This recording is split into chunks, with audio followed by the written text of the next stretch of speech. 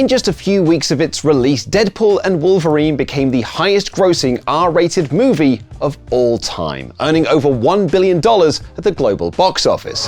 Hi, Peanut. So it's crazy to think that there was a period of time when Ryan Reynolds could not get a Deadpool movie made. Deadpool had a tricky journey to the silver screen, confused in rights battles between studios, executives who did not believe in the character, and a concern that R-rated comic book movies just couldn't make money. Unless you want to take a deep breath through your fucking forehead, I suggest you reconsider. The character was drastically changed for his big screen debut, which led to an outcry from angry fans, and yet Reynolds and his team could not convince the right people to make a proper Deadpool movie. Failed comic book movies and a falling interest in Reynolds as a box office draw did not help matters, and then leaked test footage of the movie changed everyone's fortunes. 2016's Deadpool became a smash hit for 20th Century Fox, it got a smash hit sequel, and a third entry now over at Disney, which has cemented the character as not only a household name, but a genuine box office draw. With all this success, it's hard to imagine why Fox was so reticent to make Deadpool in the first place. Why did it take over 10 years to finally get the first movie made? And who did leak that original test footage that eventually got the movie the green light? My mom was like, "What does this button do?" I guess we're making the movie now. This is how Ryan Reynolds saved Deadpool.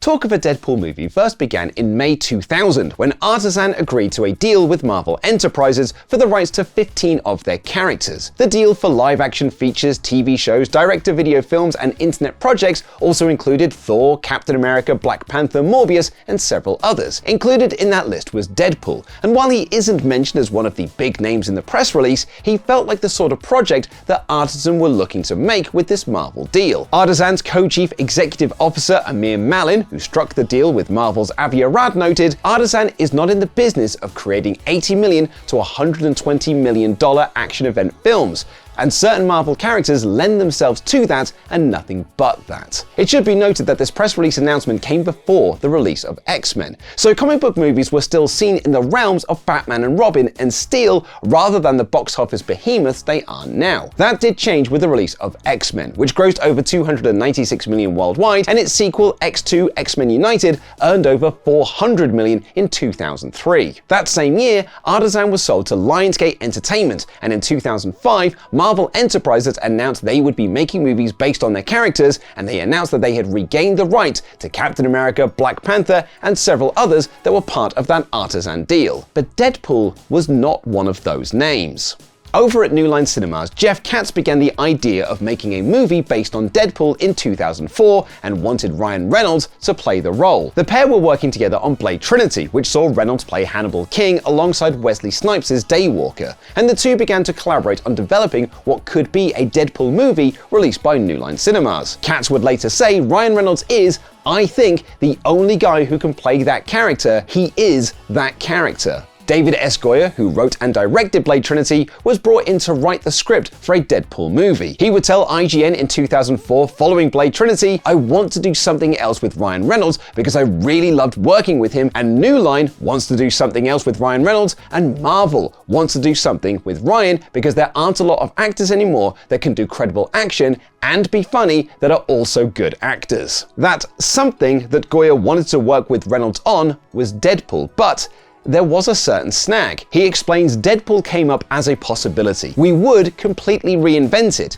We can't connect it to Weapon X or anything like that. The reason for this is because Weapon X is part of X-Men lore, and anything related to X-Men lore was part of the deal 20th Century Fox made when they purchased the film rights from Marvel for that group of characters in 1994. And unbeknownst to Goyer, Katz, and Reynolds at the time, that also included the character of Wade Wilson, aka Deadpool, because he debuted in New Mutants in 1991. Katz would say in 2009, "We thought the rights were clear and not part of the X-Men universe, so Ryan could play the character and Goyer could write. I can't remember why, but it didn't come together." Thankfully for the future of Deadpool, Katz was about to leave New Line Studios and head to the owners of the Deadpool rights. While they couldn't make the movie at New Line, Katz remained focused that Ryan Reynolds should play the role of Deadpool at some point. I'm Jeff Katz. But yes, I do know Deadpool has a mouth, and I have the emails to prove it. And so when he moved from New Line to 20th Century Fox in 2007 and began working on X-Men related projects, beginning with X-Men Origins Wolverine, he wanted to expand the planned cameo of Wade Wilson in that movie. Reynolds was brought in to play Wilson, and the character became a far more featured role, with the idea that this would be a soft launching ground for his own solo Deadpool movie. However, this Deadpool was rather different from the comics he was based on. In X-Men Origins Wolverine, Wade Wilson is a skilled swordsman and mercenary who at the end of the film becomes Weapon 11, a genetically altered being who has been given several mutant powers, including optic lasers, retractable sword arms, and teleportation. The idea being that he has lots of powers pooled together for the purposes of making people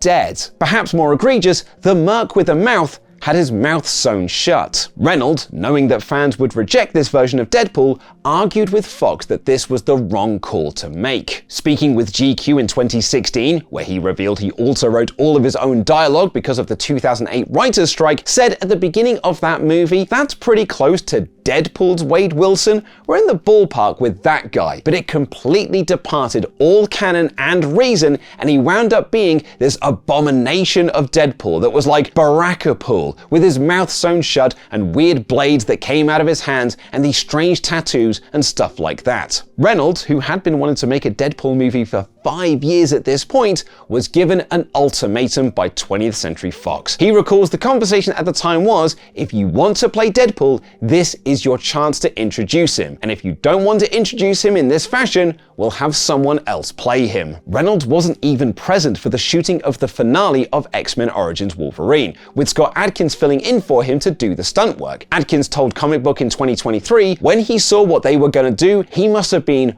really annoyed. It's even believed that the reason Weapon 11's mouth is sewn shut is because Reynolds was not present for the final scenes. And according to Atkins, what we got was probably the best design Fox had to offer. There were other versions of that character that I was getting dressed up as. It could have been even worse. Imagine Deadpool with a fishbowl on his head. They were looking at a few ideas, and luckily, they didn't choose that one. Speaking with GQ, Reynolds recalled, "I remember saying, you know, there are more Deadpool fans out there than you realize, and they're not gonna be happy with this. I was met with the plausible reason, which was, we don't have enough time to develop a proper Deadpool suit and make him the fully realized version of the comic. So we're gonna go with this." But I was like, then don't do it at all. He would tell Variety in 2024 that Deadpool's mouth being sewn shut was one of the all-time foolish studio notes. Reynolds would find himself vindicated somewhat, as X-Men Origins Wolverine was leaked online almost 2 months ahead of its release, and the fan backlash to the Deadpool character changes were unanimous and instant. Reynolds revealed to GQ, "I was in Mexico with some friends, and I was called by the chief of the studio who said, 'You have got to get on a plane right now. We need to reshoot the very end of the movie.'" What they meant by end of the movie was a post-credit sequence where the decapitated head of Weapon 11 shushes the audience, revealing that he both survived the final encounter with Wolverine and was a nod to Deadpool's fourth wall breaking persona. And just a few days after the release of X-Men Origins Wolverine, Variety reported that 20th Century Fox were developing a solo Deadpool movie, as well as a solo movie for Magneto and another outing for Wolverine. But it was still far from smooth sailing for Ryan Reynolds as Deadpool. Despite them having plans to develop a solo movie, 20th Century Fox were unconvinced in making a quote-unquote proper Deadpool movie. To that end, Reynolds used an offer he had from Warner Brothers to play Green Lantern in a competing studio comic book movie to get Fox to commit to making his Deadpool movie. According to Reynolds, they said, "Unfortunately, we can't greenlight Deadpool, and I don't think it's ever gonna get greenlit." So I was like, Okay, I'm gonna move on with my life then, I guess. Even though they told Reynolds he would likely never get a green light for Deadpool, Fox were actively developing the movie, hiring Rhett Reese and Paul Wernick to write a script in January 2010. Reynolds worked with the pair on the script while also working on Green Lantern, and the movie even got Robert Rodriguez in a will-he-won't-he relationship over whether he would direct the film or not. Rodriguez said on a live stream from the 2010 San Diego Comic-Con that he'd been sent the Deadpool script, and it was really good. It wasn't supposed to be sent out, it was one of those early drafts. They were probably like, Robert just finished Predators, let's see what he thinks at this early stage. Reynolds himself would say of the script stage of Deadpool, we did every iteration of that script we could possibly come up with to please them and allow them to make the movie that looked vaguely like the movie we wanted to make. Fox would tap up Adam Berg to direct, but eventually landed on Tim Miller in April 2011. According to Boris Kitt, writing for The Hollywood Reporter, it was Miller's work on the trailer for DC Universe Online which landed him the Deadpool gig with 20th Century Fox. He writes, it showed Lex Luthor and a band of supervillains killing Earth's mightiest heroes, and it melted fanboys' eyeballs. It was epic and cinematic, everything Fox wanted their comic book movies to be. But even with all of these elements moving forward, writers, directors, stars, Fox was still on the fence about actually making Deadpool. And then their uphill battle became even tougher as Green Lantern was released to dismal reviews and an even worse box office. Dana Stevens of Slate wrote, even by the standards of the current run of mediocre comic book movies, this one stands out for its egregious shoddiness. While Peter Travers of Rolling Stone said, Green Lantern is a new primer on how not to make a comic book movie unless you want to screw shit up. Perhaps most crushing of all was Wesley Morris of the Boston Globe, who wrote, Green, we're told at some point in Green Lantern, is the color of will. Based on the movie surrounding that line, it's also the color of won't. Won't make sense, won't satisfy a soul, possibly won't make a dime. And Morris was right. The Hollywood Reporter wrote in June of 2011 that Warner Brothers spent over $400 million on Green Lantern after marketing costs, which means its $237 million return was not worth the investment and a new franchise was unlikely. It also meant that Fox's reservations about Ryan Reynolds' Deadpool were given some sort of vindication. Why greenlight a comic book movie starring a guy when another comic book movie starring that same guy just flopped at the box office? And 2 years later, Reynolds starred in R.I.P.D., another comic book movie flop. And on the same weekend that came out, his animated feature Turbo also stalled at the box office. It could be argued that Reynolds, once a hot star, was now cold. And perhaps the trickiest hurdle for Deadpool was that Reynolds, Miller, Reese, and Wenrick argue that the only way to make Deadpool proper was to make it R-rated. The Deadpool scripts being handed to 20th Century Fox did not read like the scripts for X-Men or any other Marvel or DC movie. I'm touching myself tonight.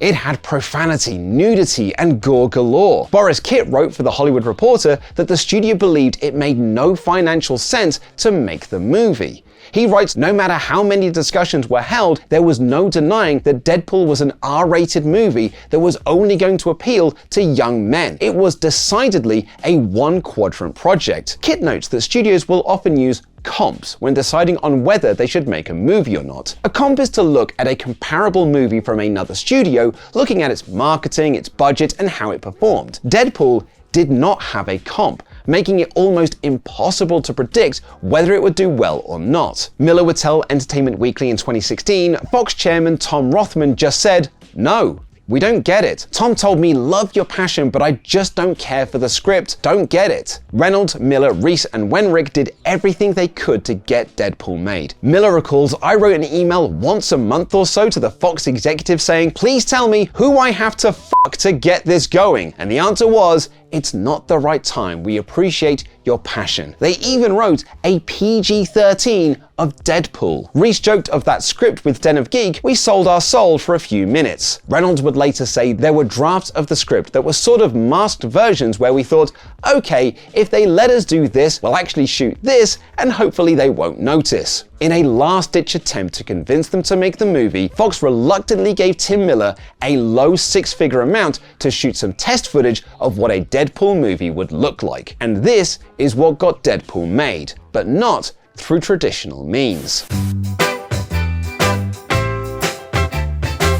A studio paying money to a director to make test footage is not that uncommon. Legendary did it with Zack Snyder when he was pitching his take on 300, and that test footage got him the green light. This was, for all intents and purposes, the last roll of the dice for Reynolds & Co. and this Deadpool movie. Tim Miller and his Blur Studios team made the 2-minute test footage in 2011 using motion capture and VO by Ryan Reynolds. The footage sees Deadpool singing along to Gwen Stefani's Holla Back Girl, addressing the audience through the fourth wall. He then dives into an SUV for a fight sequence with a group of thugs before crashing the car and decapitating a gunman after showing that gunman a picture of how he's going to decapitate him. All the while, Juice Newton's Angel of the Morning plays in the background. The final shot of the footage sees Deadpool addressing the camera, directly saying hello to the head of Fox, Tom Rothman. Hi, Tom. Reese told Collider in 2013 of the test footage, "It's like the greatest 3 minutes ever. I look at the 3 minutes and I'm like, that's the movie, and it has to get made." Sadly,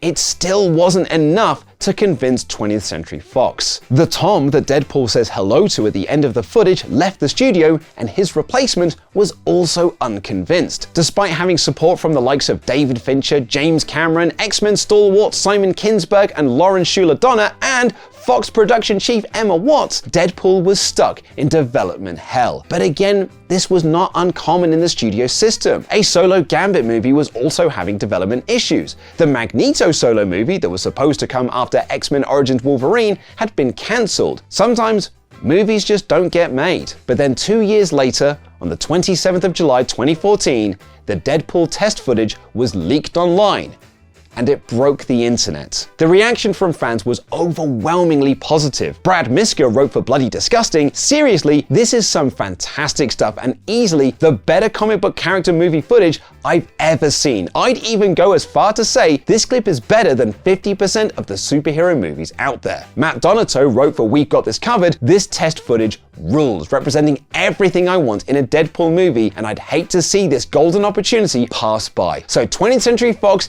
if you're listening, please do the right thing." Speaking with Entertainment Weekly, Tim Miller recalls of the leak, "I had just gotten home from the train station from San Diego Comic-Con and my phone blows up with Google alerts about Deadpool, and I see the test had leaked, and I was horrified. I immediately wrote Fox an email and said, I swear on my daughter's life, I didn't leak this test." The leak was taken down, but a high-res version was uploaded 2 days later, and that was also taken down. By that point, the movement had already begun, and fans started making their demands. And 2 months later, 20th Century Fox finally gave Deadpool the green light with a very small $58 million budget. Reynolds recalled to GQ in 2016, once the test footage leaked on the internet, that crafted kind of a groundswell of support, which was the most invaluable tool we had to get the movie made. And the studio responded to that groundswell by saying, "Okay, here's the absolute bare minimum amounts of money that we will consider giving this character. Go make your movie, f***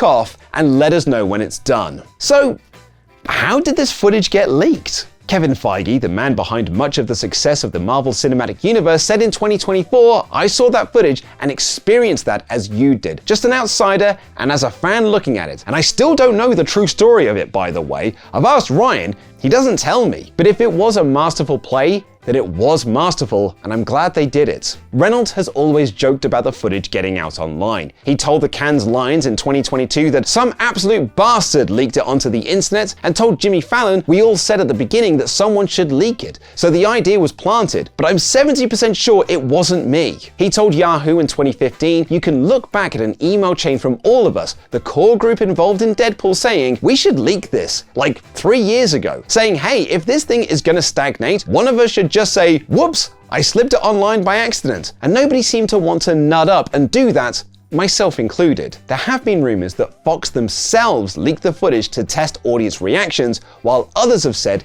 that it was Blur Studios that put the footage out. The Escapists were contacted by Tim Miller, who said he could not comment on the situation, and their sources at Blur noted that they'd all been given cease and desist notices to not talk about the leak online. They added, according to sources, the footage had actually been obtained and released not by Fox or Blur, but by hackers who managed to grab the clip and send it into the wild. Writing for The Hollywood Reporter, Boris Kitt's sources told him that they believed it was an inside job. As one person told him, a sentiment for years among the Deadpool team was, if only people could see this. There was a wish of, what if we just stepped away from our computers and it somehow leaked? While he admits he does not have smoking gun proof, and one insider told him that Miller would just confess that it was him if it was him, Kit writes, while the person responsible for the leak has never been officially outed, I am now prepared to say with near but not total certainty that it was either Tim Miller or someone close to him. But a lot of people come back to Ryan Reynolds as the man who put out the leak, likening it to the story that Jon Favreau leaked to the press that Robert Downey Jr. was in line to play Iron Man after Marvel Enterprises told him that he could not cast Robert Downey Jr. in the role. So when the casting news was met with huge fan positivity, Favreau was given the green light to put RDJ in the suit. Reynolds told Yahoo in 2015 that he also believed it was hackers, and added, I would have leaked it if I'd have known it would cause that. Honestly, we all thought Tim Miller, the director, had leaked it, but I've since investigated that enough in quiet moments when he was beyond the point of being penalized by anybody, and he said that he really didn't do it. And then, while on the promotional tour for Deadpool and Wolverine, Reynolds appeared on a Vanity Fair video where he was hooked up to a lie detector machine, and this happened. On July 27th, 2014. Oh, okay. Mm-hmm. You okay? Yeah, I'm perfect, yep. The test footage for the original Deadpool leaked onto the internet. Were you behind the leak? This is a great question. This is a great question. Pass. I just want to remind you that you are hooked up to a polygraph machine. I just want to remind you that this does not follow the letter of the f***ing law. And if I wanted to break out of this room and destroy everything in my path, I will. I would say that what is the question? And that's okay. No, that's like a, Lou wants to, Lou, I'll tell you after though. Please just answer the question. Oh, well, for f***ing sakes. I mean, I might have provided an assist. Truthful. I was Scottie Pippen. Hey, I was just there doing my job, and you were not someone Jordan. else gets all the credit. Okay, got it.